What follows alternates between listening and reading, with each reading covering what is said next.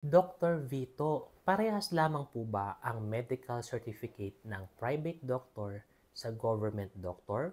Or parehas lang po ba ang medical certificate na ini-issue po sa mga private hospital and government hospital? Ating sagutin yan. Ang sagot po niyan ay parehas lamang po sila. Parehas po silang valid. Ito po kasi ang mga kadalasang naiisip ng mga pasyente kapag po sila ay nagpapagawa or nagre-request ng medical certificate. Number one, baka po kasi hindi tanggapin yung aming ginawang medical certificate sa private or sa government hospital kapag po kami ay hihingi ng financial assistance or tulong. So ito yung number one nilang naiisip. Pangalawa is pina-second opinion. Kasi yung nilagay po na medical certificate ay wala po doon nakalagay na days or kulang yung araw na dapat kaming ma-excuse sa aming trabaho or sa school. Kaya nagpapa-second opinion, baka bigyan po ng mas maraming araw or months or weeks.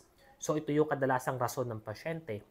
Pangatlo kapatid is kailangan po nilang magpadoble ng medical certificate kasi yung isang doktor hindi nagbigay po ng 2 o 3 kopya.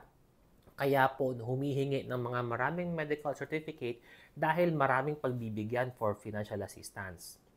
Pang-apat po kapatid is, yun nga, napapansin po natin, gusto po natin makasigurado kung parehas lamang po ba yung diagnosis ng isang doktor sa pangalawang doktor.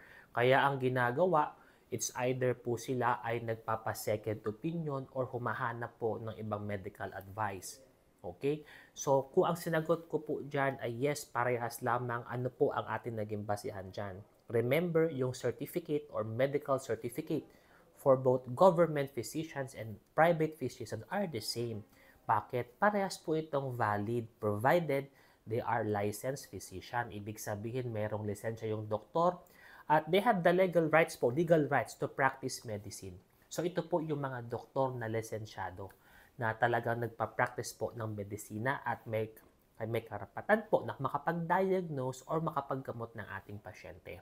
So ito yung mga steps kung paano makasecure po ng medical certificate. Number one, kailangan nyo pong humanap ng mga medical clinics, health centers, or hospital na may mga medical doctors. Second, ibigay po natin yung proper history, yung totoong history natin sa ating mga doktor nang sa ganun ma-document at kanilang mapag-aralan kung ano po ba yung mga ating nararamdaman at kung ano po yung ating medical diagnosis.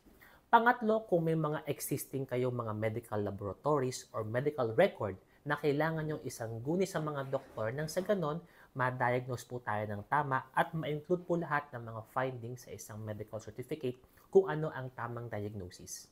At pang-apat po kapatid, kailangan po natin maging honest sa ating mga doktor kung ano yung ating nararamdaman at ma-verify po ito at ating isang guni po sa kanila kung ano po ba ang mga tamang gagawin para mabigyan po nila tayo ng medical certificate kung meron pong indication.